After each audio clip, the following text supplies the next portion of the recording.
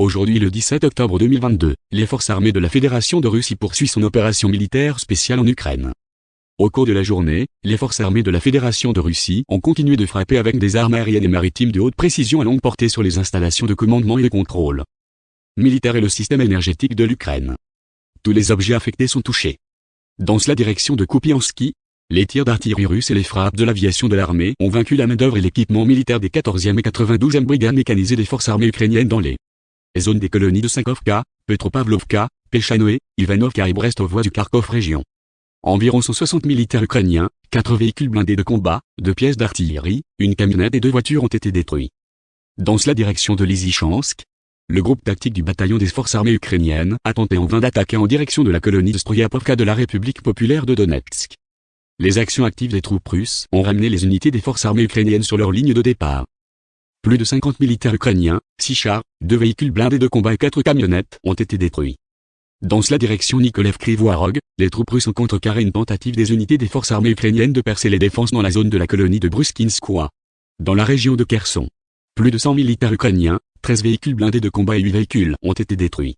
Au cours de la journée, des frappes de l'aviation opérationnelle et tactique et de l'armée, des forces de missiles et de l'artillerie ont touché de postes de commandement dans les zones des colonies de Dverekneia dans la région de Kharkov, Drobichevo dans la République populaire de Donetsk, 39 unités d'artillerie en position de tir, la main-d'œuvre et l'armée équipement dans 127 districts. 6 dépôts de munitions ont été détruits dans les zones des colonies de Figolfka, région de Kharkiv, Verkhnoukamonskoye, Soledar, République populaire de Donetsk, Novogrigorovka, région de Mykolaïv, Novopetrivka et Davidovbrod, région de Kherson. Dans le quartier de la ville Nikolev, une installation de stockage de carburant pour le matériel militaire des forces armées ukrainiennes a été détruite. En outre, une base de réparation d'armes et d'équipement des forces armées ukrainiennes a été détruite dans la zone de la colonie de Bringovatoe, région de Mykolaïv. Dans le cadre de la lutte contre la batterie ukrainienne de systèmes de lance-roquettes multiples Smerch a été vaincue dans la zone de la colonie de Kazachaya-Lopan, ainsi que la batterie d'obus américain M777 dans la zone de la colonie de Metalovka, région de Kharkiv. Les systèmes de défense aérienne ont détruit 9 véhicules aériens sans pilote dans les zones des colonies de Yagono dans la région de Kharkiv, Pilipovka dans la République populaire de Louhansk, Novozelka, Varianovka dans la République populaire de Donetsk, Shorokaya Balka, Sukanovo, Tomarino, Piatikatki et Ingulovka dans la région de Kherson. 21 obus de systèmes de lance-roquettes multiples IMAR et LD ont été abattus en l'air dans les zones des colonies de Vladimirovka de la République populaire de Donetsk, Olgovka, Nikolavka, Novaya Kakovka, Vezleotradokamenka région de Kherson.